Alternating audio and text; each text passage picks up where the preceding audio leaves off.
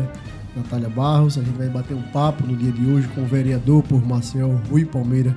Bom dia, Rui. Seja muito bem-vindo ao MCZ Notícias. Muito bom dia, João. Muito bom dia, Natália. Uma satisfação estar aqui com vocês no MCZ Notícias, a minha primeira vez aqui com vocês. Obrigado. Vamos convidar o Rui para estar aqui em outras oportunidades, podemos ter certeza.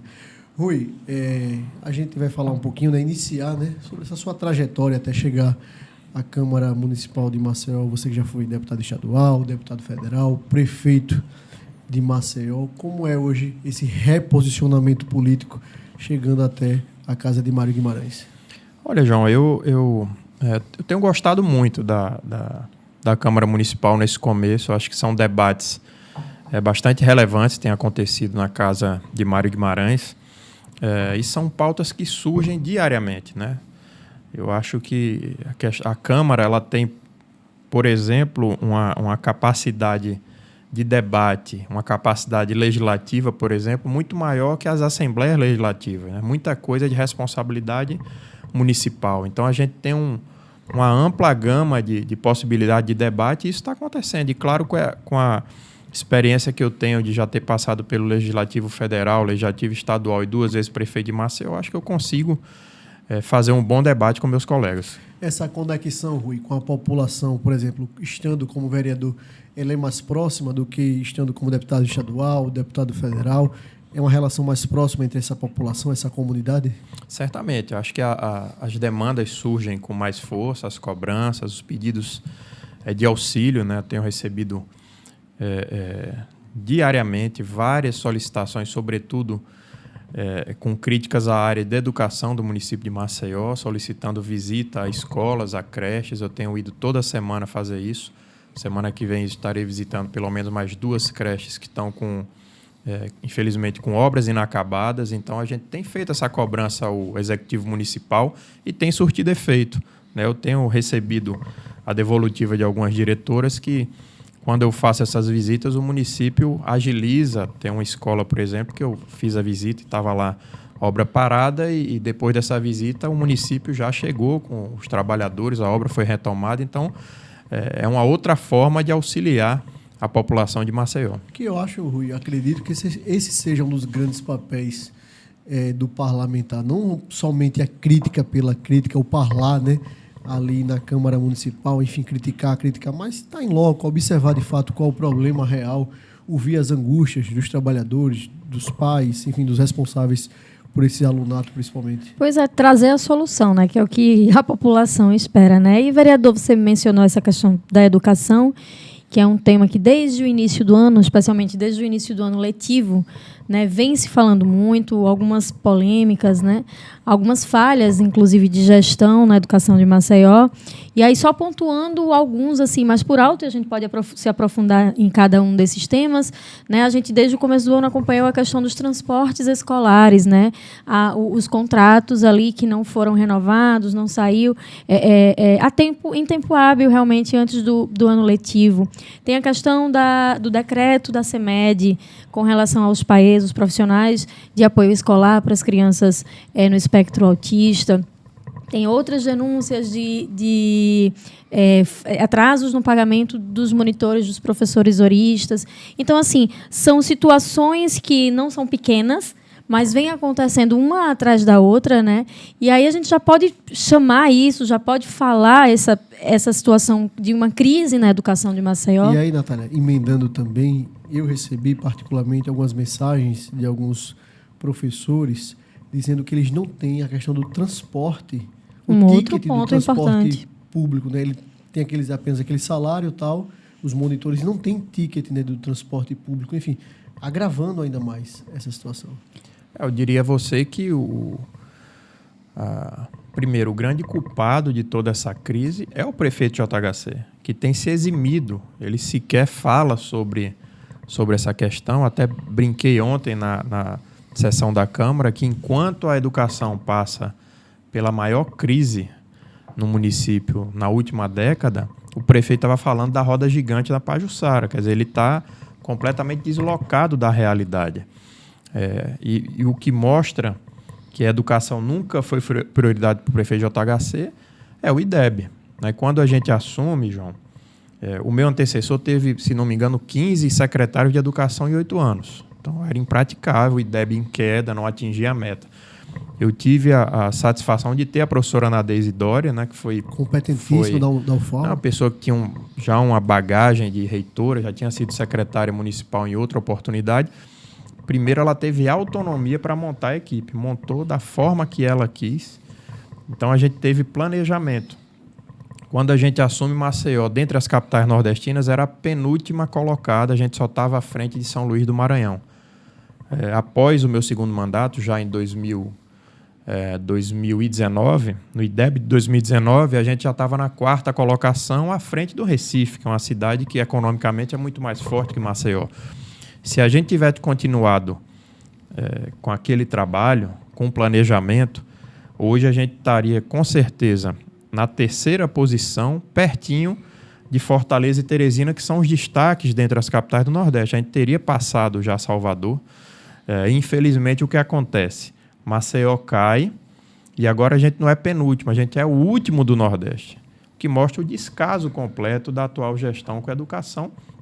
E o que você falou, eu acho que era uma bomba relógio que estava armada, né, pela falta de planejamento, e agora está estourando por tudo que é canto. A gente deixou, João, a gente conseguiu o precatório do Fundef em 2020, né, o Maceió recebeu 300 milhões de reais, a gente deixou 60% numa conta específica, que era para o pagamento dos profissionais da educação. Nós não pagamos, porque o Supremo Tribunal Federal estava ainda analisando uma DPF, e só após aquele julgamento foi que já na atual gestão foi pago esses 160 milhões para os profissionais da educação. Mas deixamos ainda 118 milhões e firmamos um TAC com o Ministério Público Estadual e Federal, fizemos um plano de trabalho para aquisição de equipamentos, computadores, laboratório de ciência, de matemática, de informática, aquisição de ar-condicionado, outros eletroeletrônicos, e deixamos a maior parte desse valor para obras.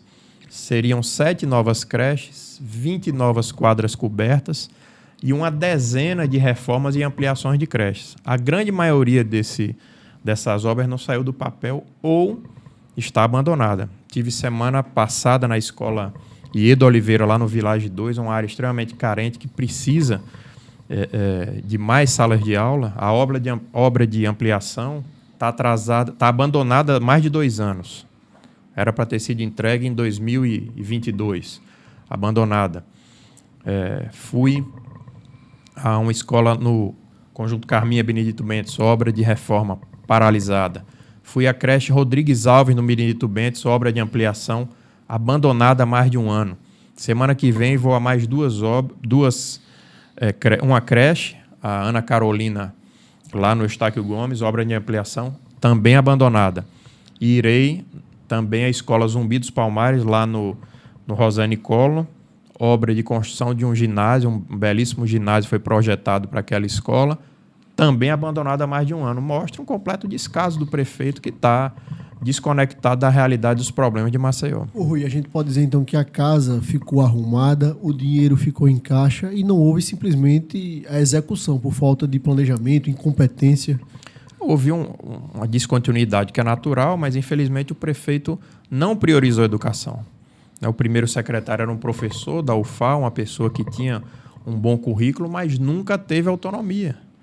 O diretor da área tal eram indicados por terceiros. Então, nunca teve autonomia. Saiu, aí foi uma sequência. Já estamos não sei se é o 5º ou 6º secretário de Educação, que o que está atualmente é o menos culpado disso tudo.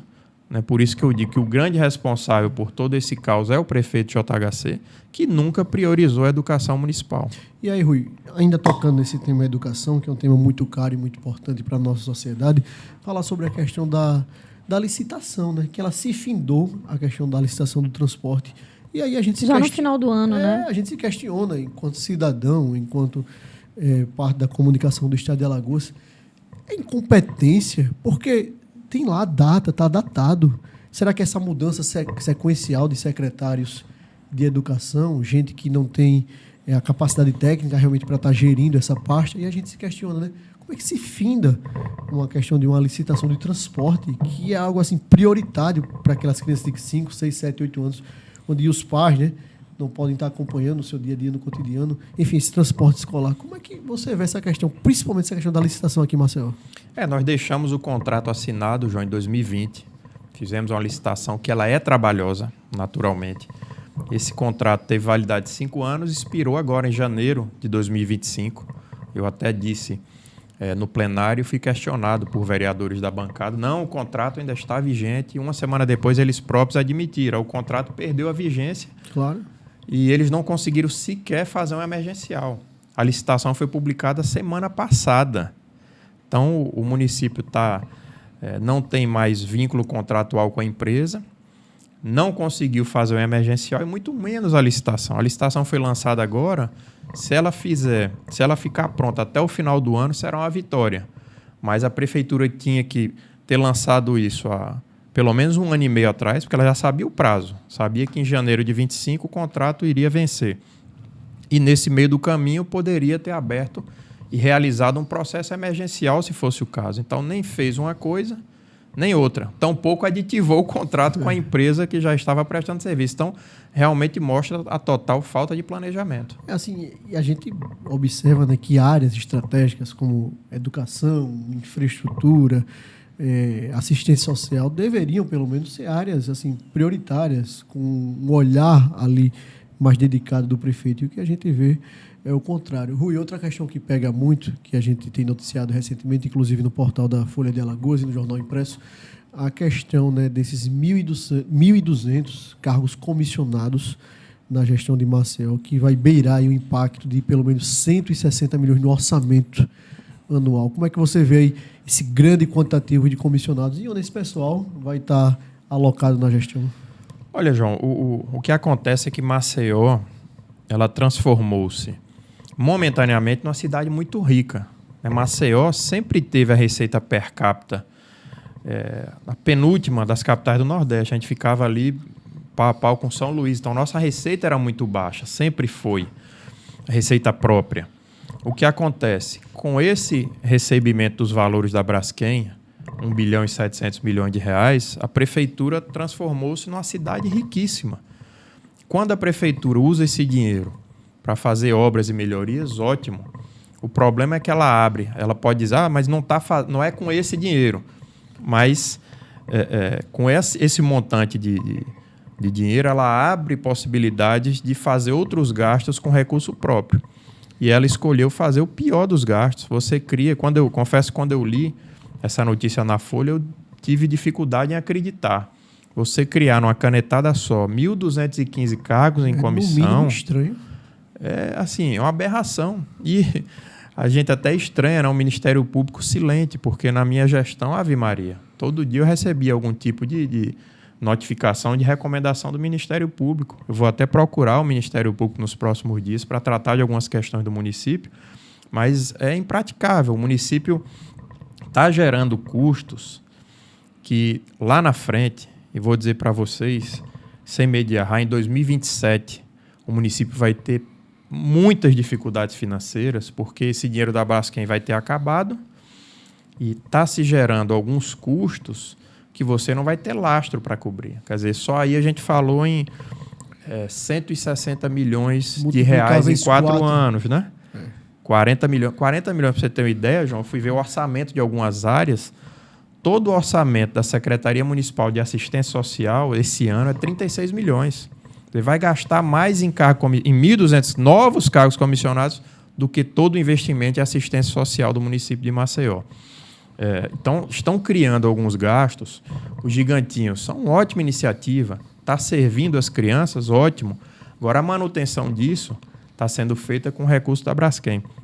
Eu até questionei a prefeitura para saber exatamente desses gastos com recurso da Braskem. Ela mandou, através da Lei de Acesso à Informação, e a prefeitura mandou lá uma resposta ridícula.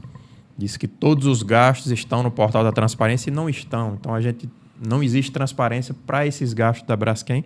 Mas sei, por exemplo, que os gigantinhos são mantidos com esse recurso. Quando esse recurso acabar? O transporte coletivo, por exemplo, muito bom você ter os ônibus com ar-condicionado, você ter a meia passagem, você ter o passe livre para estudante, é ótimo. Só que isso... Essa contrapartida é alta. Para as pessoas que não sabem, quando eu era prefeito, no nosso último ano, a gente pagou de subsídios durante todo o ano 5 milhões de reais. Hoje a prefeitura, pelo menos a última informação que eu tive, como eu disse, falta transparência da prefeitura de Maceió, a prefeitura já vinha gastando há 2 anos atrás 60 milhões de reais em subsídio para passagem de ônibus, para as empresas de ônibus. Então, você bota aí 4 vezes 6, 24. Já vai aí 240 milhões de reais. Se você botar mais 160 milhões dos cargos em comissão, mais não sei quanto da manutenção dos gigantinhos, a conta em 2027 simplesmente não vai fechar. E nós vamos ter sérios problemas administrativos e financeiros em Maceió. A gente conversando, não foi, Natália, em determinado momento com a promotora de justiça, a Alexandra Borler, né?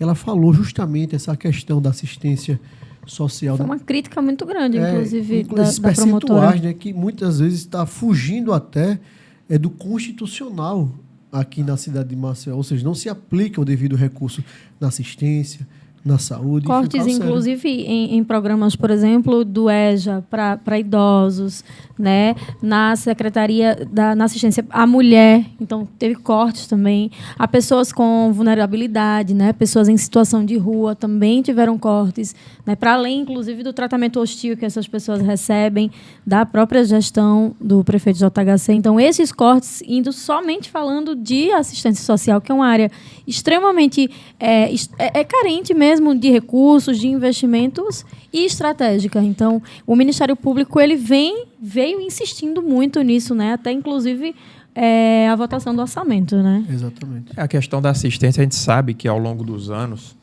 né, o financiamento realizado pela União, ele a maior parte era financiada pela União. Hoje em dia, a contrapartida do município é maior do que o que vem do governo federal. Mas a gente sabe que agora o problema não é dinheiro, porque quando a gente fala que somente esses cargos em comissão vão custar 40 milhões de reais, mais de um orçamento inteiro, de um ano inteiro de assistência social, aí é uma questão de prioridade. Não é questão financeira. Falta vontade, não é prioridade para o prefeito. E aí é bom que o Ministério Público, os órgãos de controle, né, façam o seu devido papel, porque quem está sendo beneficiado com essa gama de cabides de emprego? Porque onde é que vai ser alocado esse pessoal? 1.200 pessoas. Onde é que esse pessoal vai ter que ir? Secretaria de quais pastas? E voltando ainda para a questão da CEMED, por exemplo, né? Nós entrevistamos uma mãe que falou sobre... Falamos com mães, na verdade, sobre a situação dos países, da redução desses profissionais, né? E também professoras, monitoras, que tem também a questão dos transportes que não recebem. Então, a reclamação é sempre a mesma. Eu falei com o secretário, mas o secretário disse que não tem dinheiro. Então, vai reduzir aqui esses profissionais para dar a assistência necessária e de direito dessas crianças. Vai reduzir porque não tem dinheiro. Não tem o transporte para esses cargos esses contratados, também não tem dinheiro. Então, cadê o dinheiro? A prioridade do prefeito é outra. A questão dos auxiliares de sala, a gente teve dificuldades quando foi prefeito, isso é inegável. A gente não tinha recurso realmente para fazer a contratação do número de auxiliares de sala, porque quando a gente assume em 2013, Maceió tinha, salvo engano, 500 alunos no máximo com algum tipo de deficiência matriculados na rede. Nós implantamos a matrícula online já a partir de 2014, esse número estourou, já foi para 2.000. A gente não tinha um número de profissionais. Mas a gente sempre trabalhou com transparência. Procuramos o Ministério Público. O que é que a gente fez? Se não temos condições de fazer um concurso agora, de contratar auxiliares, vamos trabalhar com estagiários. Firmamos convênios com a UFAL e mais 3 ou 4 universidades particulares e colocamos esses profissionais e demos conta do recado. Eles fizeram um bom trabalho, porque a gente não tinha...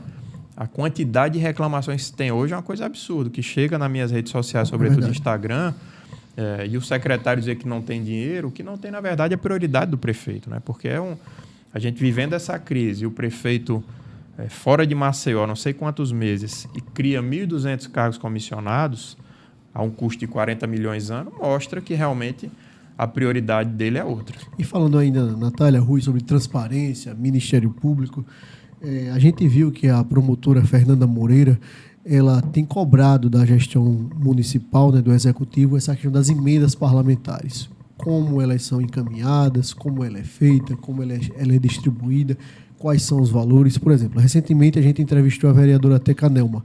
A vereadora Teca Nelma falou algo assim gravíssimo aqui para o MCZ Notícias, também para a Folha de Alagoas, relatando que o prefeito JHC simplesmente encaminhou metade da sua emenda, que ela é impositiva, que ela é obrigatória, ali em meados, final de dezembro, ou seja, pós ter passado o período eleitoral, tal, numa clara tentativa de prejudicar a sua forma de fazer política.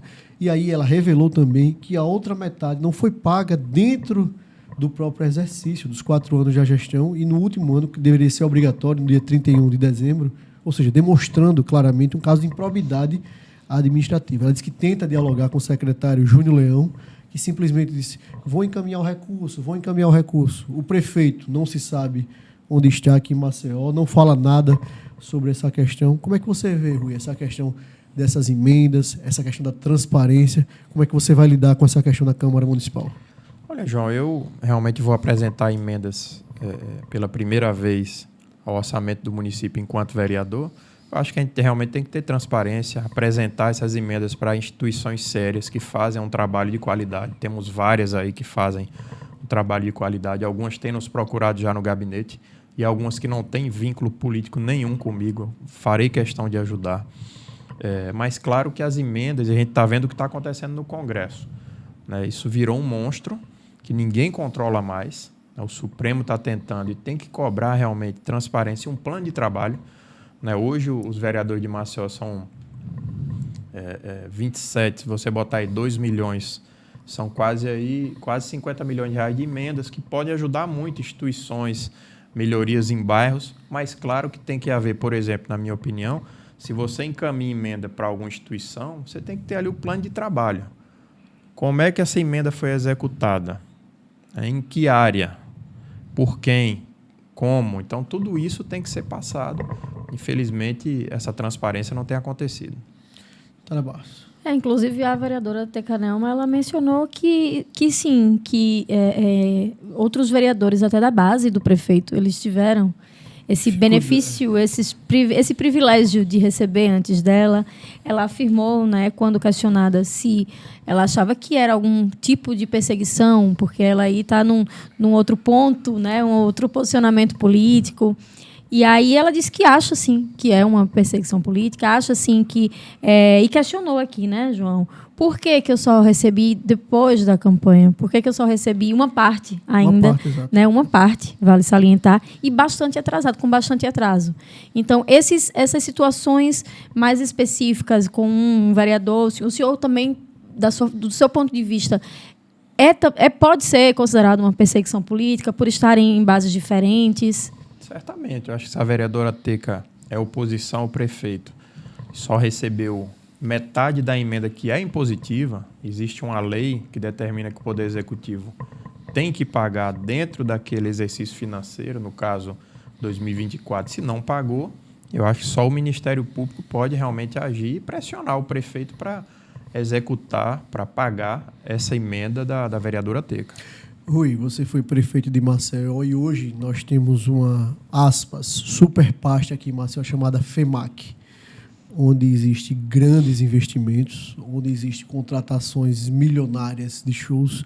Num diário oficial recente do ano passado, a gente viu a contratação de pelo menos 28 milhões de reais de estrutura de palco, iluminação, assim, um negócio que foge da realidade, né, dentro de uma cidade de 1 milhão de habitantes como a de Maceió. Como é que você vê esses gastos exorbitantes hoje da FEMAC? A gente tem o dano colateral de ter muito dinheiro, né? Você começa a fazer o gasto ostentação. É o que a gente já falou, são esses cargos em comissão, gasto excessivo com festa. Não se respeita a cultura local, né? A gente lutou muito para fazer a política cultural de Maceió através do então presidente da FEMAC, Vinícius Palmeira, através de editais. Então, todo mundo concorria.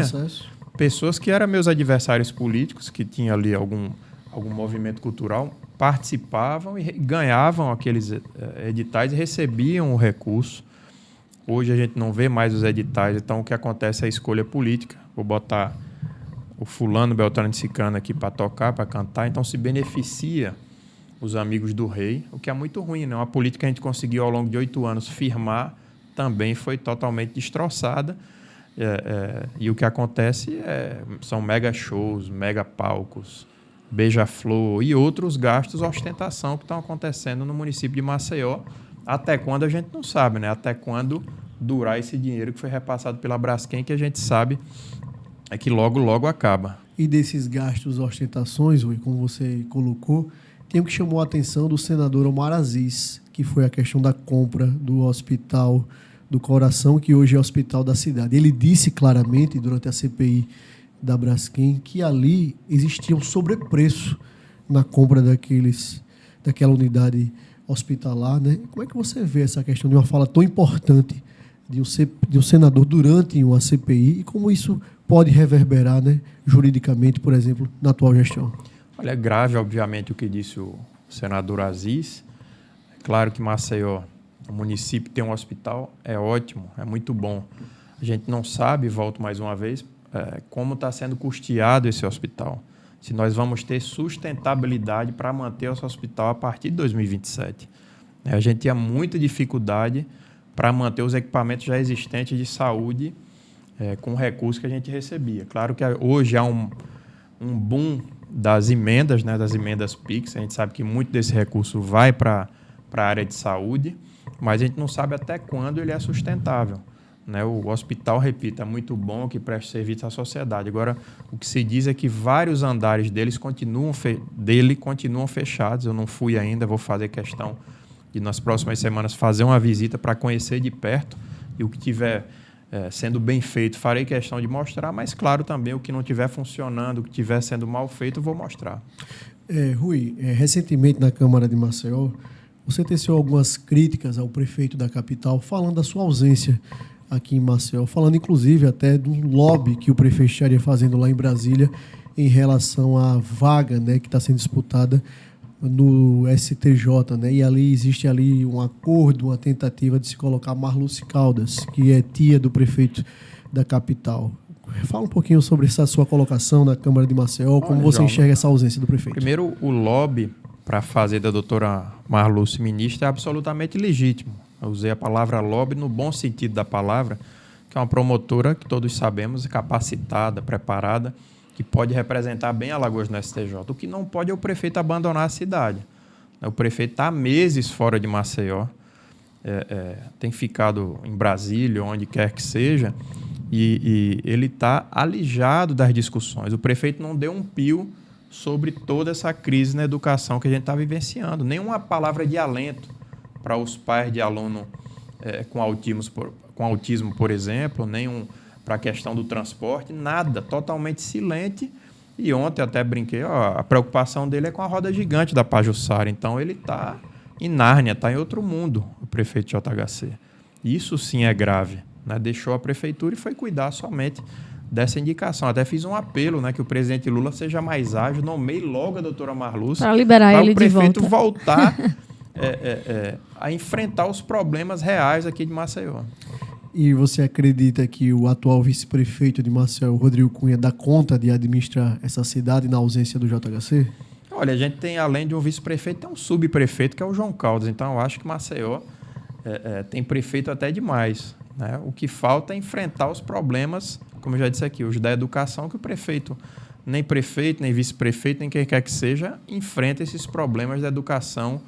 E a gente vê a crise se agravando dia após dia. Pode falar um pouquinho mais sobre essa questão de subprefeito do João Caldas? Foi uma brincadeira que eu fiz ontem, né? Eu disse, estou preocupado com a saúde do ex-deputado João Caldas, porque ele já é subprefeito, senador adjunto e vai ser ministro substituto do STJ, né?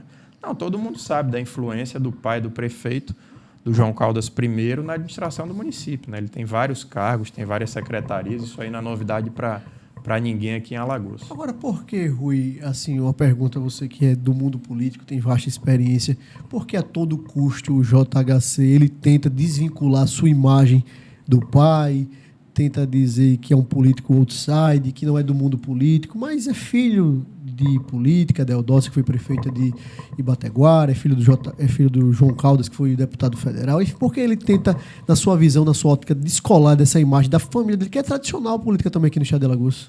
Acho que só perguntando para ele, né? Se você conseguir encontrá-lo, pergunte para ele. Rui, vamos mudar um pouquinho de assunto, falar sobre 2026. Inegavelmente, você é um quadro, é um player para estar despontando aí nas eleições de 2026 para qualquer cargo que seja. Como é que você analisa hoje a sua posição no atual quadro, no atual cenário no estado de Alagoas, sobretudo visando aí uma volta para a Assembleia Legislativa, uma volta para a Câmara Federal, possivelmente disputar novamente, por exemplo, o governo do estado? Como é que você se coloca no jogo para 26? Olha, João, eu ainda confesso que eu não defini, né, se serei candidato a estadual, a federal, ou a outro cargo, né? Isso ainda a gente está discutindo, mas claro que a gente vai participar do processo enquanto partido, né? O PSD é um dos maiores partidos do país e a gente vai ter, obviamente, que fazer a discussão de 2026, né? Uma eleição muito importante para Alagoas. Hoje eu faço parte do grupo do governador Paulo Dantas e estarei com certeza ao lado dele nas batalhas que virão em 26. A gente observa, Rui, a sua excelente relação com o presidente Kassab do PSD, e muito se falou recentemente, né, muito se cogitou, né, afirmando que quem poderia assumir o comando do partido, do PSD aqui no estado de Alagoas, seria o governador Paulo Dantas. Como é que você vê essa tratativa? Existe esse alinhamento de fato? Isso passa por você? Como é que você vê essa conjuntura? João, a gente tem um diretório constituído até 2026. A última conversa que eu tive com o Kassab em dezembro, lá em São Paulo, dezembro do ano passado, eu sugeri que ele procurasse o governador Paulo Dantas, porque realmente disse, olha, Kassab, infelizmente, sozinho eu não consigo montar uma chapa de federal. Eu acho que de estadual a gente até caminha para montar, com menos dificuldade. Federal, infelizmente, eu não consigo montar. Se a gente quiser ter uma chapa competitiva, a gente precisa de parcerias, e disse que o governador Paulo foi muito correto comigo, uma pessoa que tem cumprido a sua palavra, e acho que seria o quadro ideal para assumir futuramente a presidência do PSD. Se o governador vier amanhã, com certeza ele assumirá, será o líder maior do PSD. E a nossa meta vai ser montar uma chapa boa, competitiva, para deputado federal. Então você observa hoje essa possibilidade, por exemplo, do governador Paulo conduzindo, sendo o timoneiro desse projeto, mas, por exemplo, ele podendo ser também candidato a deputado federal ou atraindo outros nomes? Como é que você entende isso? Aí é uma questão muito de definição, né? O governador tem dito que não será candidato, a gente vai ter que respeitar essa decisão dele, mas ele sendo ou não, eu acredito que se ele vier para o PSD, não virá sozinho, virá um grupo que vai nos dar sustentabilidade para montar chapas muito competitivas para estadual e para federal. Rui, falar um pouquinho sobre o fato político que aconteceu recentemente lá na famosa Serra da Catita, que não era conhecida, e ali uma obra da BR-416, na qual colocou alguns personagens, né, da política alagoana, né, colocou num único cenário ali Eudócia Caldas, senadora da República, o senador Renan Calheiros, o governador do estado de Alagoas, Paulo Dantas, o ministro dos Transportes e senador Renan Filho. Como é que você vê, Rui? Como é que você avalia essa cena política, esse quadro político, aquela fotografia? E você acredita, por exemplo, no alinhamento político para 26 entre os Caldas e os Calheiros? João, acho que faz parte do processo político desse período pré-eleitoral, né? Esse tipo de conversa, de encontro vai acontecer, né? Sempre aconteceu e vai continuar acontecendo, mas acho que é uma dificuldade de formalizarem, aí, de estarem lado a lado politicamente em 2026. Eu acho que cada um vai estar de um lado. O prefeito JHC tem uma aliança com o deputado Arthur Lira e, do outro lado, o governador Paulo com o ministro Renan Filho, com o senador Renan Calheiros. Acho que serão grupos antagônicos. Eu não acredito aí numa grande união de todo mundo, não. Você acredita, então, que vai ter uma disputa intensa em 2026 entre esses principais grupos políticos? Acredito que sim. A gente sempre, né, nesse período, um ano antes da eleição, a gente ouve falar em acordões que vão acontecer. Eu estou na política diretamente desde 2006, 2002, né, que foi minha primeira campanha, minha primeira eleição. Eu não logrei êxito, mas Então já vão aí 23 anos e toda véspera de eleição se fala, vai ter um acordão que vai eleger os 2 senadores, o governador vai... Eu nunca vi acontecer. Então, pelo pragmatismo e por tudo que eu vivenciei, não acredito que vai acontecer novamente em 26. Rui, para a gente finalizar esse bate-papo, qual o seu grande anseio? O que é que você ainda almeja dentro da política partidária? Qual a sua visão de futuro para Maceió, para Alagoas, para o nosso país? Olha, João, claro que tentei em 2022 chegar ao governo do Estado, né, e vi como é duro uma eleição praticamente isolado. Né, comecei em primeiro lugar nas pesquisas em fevereiro de 2022, eu tinha quase 30% de intenção de voto no Estado e fui sendo triturado pela melhor estrutura econômica, pela questão da polarização. É claro que era um sonho chegar ao governo do Estado, não descarto. Né, se é para sonhar, vamos sonhar grande, mas hoje eu sei o meu tamanho. Eu sou vereador em Maceió, tenho que fazer o meu melhor enquanto vereador de oposição, a atual gestão, e oposição com responsabilidade. Eu já fui oposição no Congresso Nacional numa época que a ex-presidente Dilma estava com uma popularidade imensa.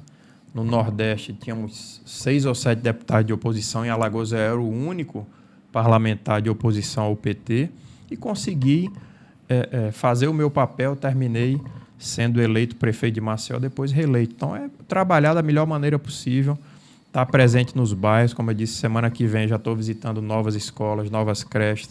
Esse sábado, outro, vamos estar na Chã de Bebedouro, levando ações de saúde, de esporte, de lazer, de cultura. Então, tenho buscado ser um vereador presente e atuante aqui na nossa capital. Natália Barros, muito obrigado por mais uma participação vez do MCZ Notícias. Obrigado ao vereador Rui Palmeira. Quero fazer o convite público, Rui, para que você possa estar aqui em outras oportunidades, tratando dessas e de outras temáticas tão importantes. E é bom, né, a gente ter sempre um homem público, né, pronto para dar satisfação sobre o seu mandato, o que anda fazendo na Câmara Municipal, seja no Legislativo Estadual, Federal, Municipal. É sempre importante essa presença de homens públicos e mulheres públicas aqui no MCZ Notícias, falando realmente o que é a política partidária e como ela funciona na vida de cada um. Rui, quero deixar um espaço para suas considerações finais. Obrigado, João. Só agradecer a você, a Natália, a todos que fazem o MCZ Notícias. Estarei sempre à disposição. Muito obrigado. Obrigado mais uma vez. Até a próxima, se Deus quiser. Tchau, tchau.